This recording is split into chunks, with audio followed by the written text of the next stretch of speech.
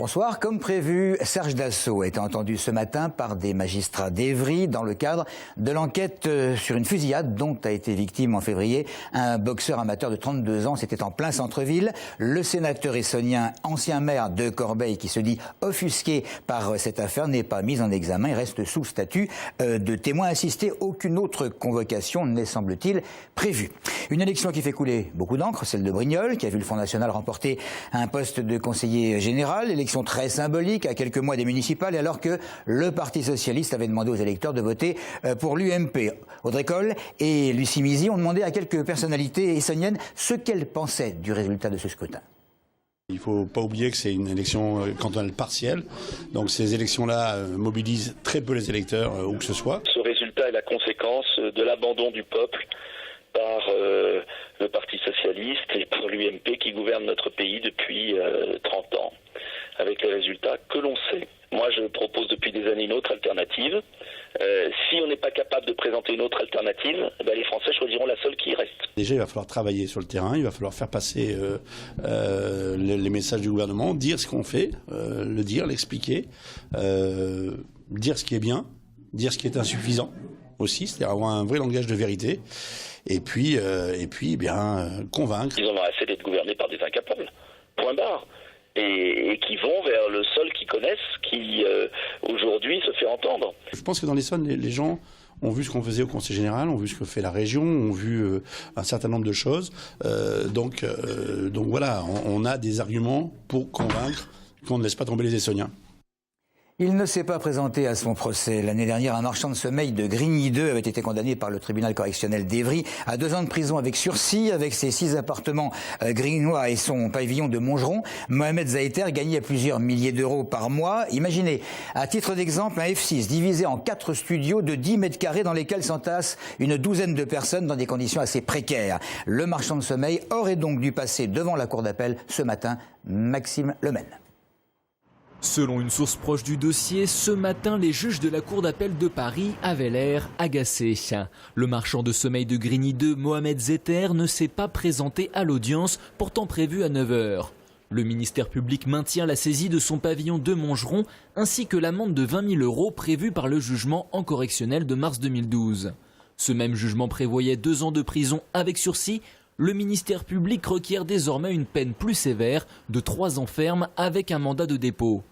Durant l'audience, le président a rappelé le casier judiciaire chargé de Mohamed Zaïter, qui lui a notamment valu l'interdiction pendant 10 ans de diriger une société commerciale.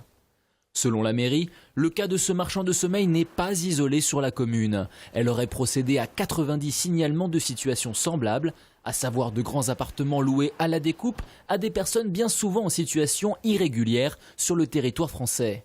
On est dans un premier temps démunis puisque le phénomène est important comme dans quelques copropriétés en difficulté. La loi qui, j'espère, sera définitive avant la fin de l'année, la loi Allure, qui comprend un gros volet copropriété pour lequel nous avons fait énormément de propositions au vu de nos réalités de Grigny 2, vont nous permettre aux procureurs de la République d'avoir de meilleurs outils d'intervention. A noter que la zone de sécurité prioritaire de Grigny contient un volet trafic immobilier qui devrait permettre d'amener plus facilement ces marchands de sommeil devant la justice. Le verdict de l'affaire Zaïter, quant à lui, sera rendu le 18 novembre, après plus de 5 ans de procédure.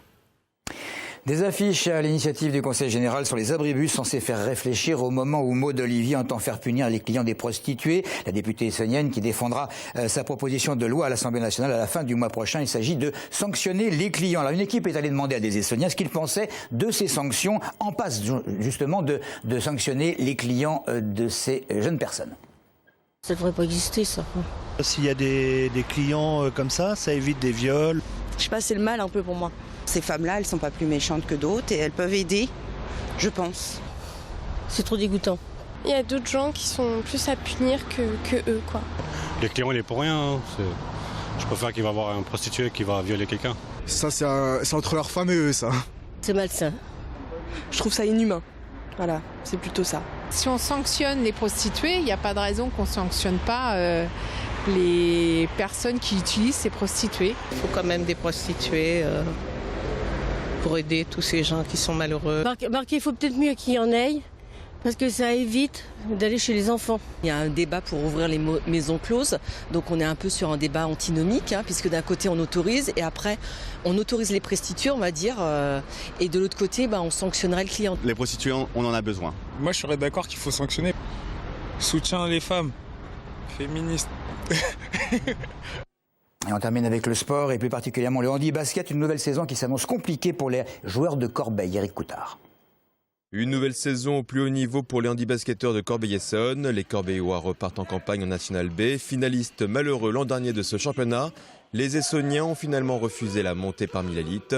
Victimes du vol de nombreux fauteuils de compétition, les joueurs de Corbeil doivent évoluer depuis ce vol avec les moyens du bord. On attend, c'est vrai que c'est difficile pour certains de jouer avec un matériel qui est obsolète complètement, quoi, qui est pas performant, ça ralentit leur jeu, les difficultés, c'est difficile. Malgré des conditions très difficiles, les Essonniens sont parvenus à se hisser en finale du championnat la saison dernière. Cette année, la National B devrait être plus difficile car toutes les équipes de l'antichambre de l'élite se sont renforcées alors que Corbeil perdait l'un de ses meilleurs joueurs. Une situation plus compliquée que prévu. Je ne peux pas faire de pari comme ça, je ne sais pas ce que nous valons. Nous avons perdu notre premier match, même si lorsque nous l'avons perdu, nous avions deux ou trois joueurs qui étaient absents pour d'autres activités sportives. Mais bon, je ne peux pas préjuger de ce que nous allons faire cette année, mais je croise les doigts et j'espère qu'on fera au mieux.